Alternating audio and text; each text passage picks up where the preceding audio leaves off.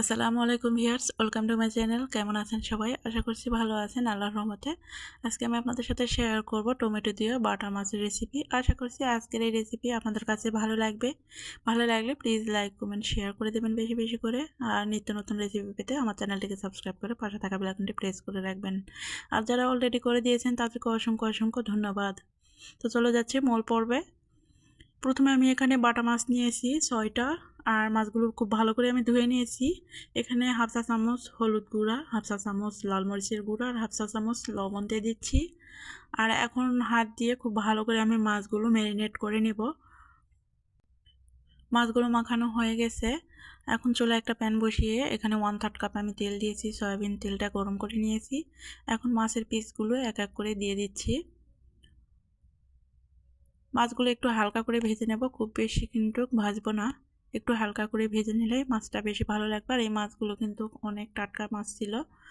মাছগুলো ভাজা হয়ে গেছে, আমি তুলে নিয়েছি। ওই প্যানে আরও কিছুটা তেল অ্যাড করে দিয়ে এখানে 1 কাপ পরিমাণ পেঁয়াজ কুচি দিয়ে দিলাম আর 3-4টা কাঁচামরিচের ফালি দিয়ে দিলাম। এখন পেঁয়াজ কুচিটা নেড়ে চেড়ে আমি হালকা একটু ভেজে নেব। পেঁয়াজের কালারটা একটু হালকা লালচে কালার হয়ে আসা পর্যন্ত ভেজে নিচ্ছি। তো পেঁয়াজের কালারটা একটু হালকা লালচে কালার হয়ে গেছে আর পেঁয়াজটাও কিন্তু অনেকটা সফট হয়ে এসেছে। এই পর্যায়ে আমি দিয়ে দিচ্ছি 1 টেবিল চামচ আদা রসুনের পেস্ট। এখন আদা রসুনের পেস্টটা একটু ভেজে নেব কাঁচা গন্ধটা চলে যাওয়া পর্যন্ত। এখন মশলাগুলো অ্যাড করে দেব। মশলা যাতে পুড়ে না যায় তার জন্য এখানে হাফ কাপ পরিমাণ পানি অ্যাড করে দিলাম। দিয়ে দিচ্ছি 1 চা চামচ লাল মরিচের গুঁড়া, হাফ চা চামচ হলুদ গুঁড়া, হাফ চা চামচ ধনিয়া গুঁড়া, হাফ চা চামচ জিরার গুঁড়া আর স্বাদ অনুযায়ী লবণ দিয়ে দিচ্ছি। এখন এই মশলাগুলো নেড়েচেড়ে একটু কষিয়ে নেব।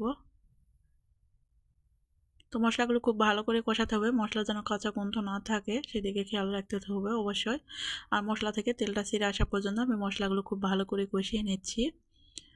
মশলা থেকে তেল ছেড়ে এসেছে, এ পর্যায়ে আমি আবারও হাফ কাপ পানি অ্যাড করে দিয়ে মশলাগুলো আরও ভালো করে আমি কষিয়ে নিচ্ছি, যেহেতু মাছগুলো আমি ভেজে রান্না করব। এখন এখানে গ্রেভির জন্য পানি দিয়ে দিচ্ছি। আমি 2.5 কাপ পরিমাণ পানি অ্যাড করে দিলাম, দিয়ে একবার নেড়ে চেড়ে নিচ্ছি। তারপর ভেজে রাখা মাছগুলো এক এক করে আমি এখানে দিয়ে দিচ্ছি। তারপরে এখানে টমেটো দিয়ে দেব। টমেটো একটু বেশি করে দিয়ে দিচ্ছি, এতে করে এই মাছের তরকারিটা খেতে আরও বেশি ভালো লাগে। তো টমেটো দেওয়ার পরে এখন ঢাকনাতে ঢেকে আমি রান্না করব 10 মিনিট মিডিয়াম আঁচে।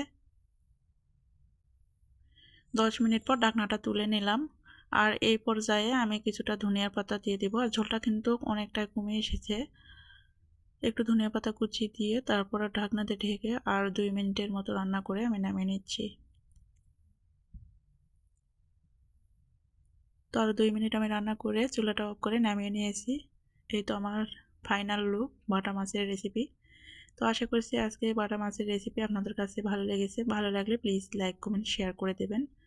আর এইরকম নিত্য নতুন রেসিপি পেতে আমার চ্যানেলটিকে সাবস্ক্রাইব করে পাশে থাকা বেল আইকনটি প্রেস করে রাখবেন। এখানেই বিদায় নিচ্ছি। আল্লাহ হাফেজ।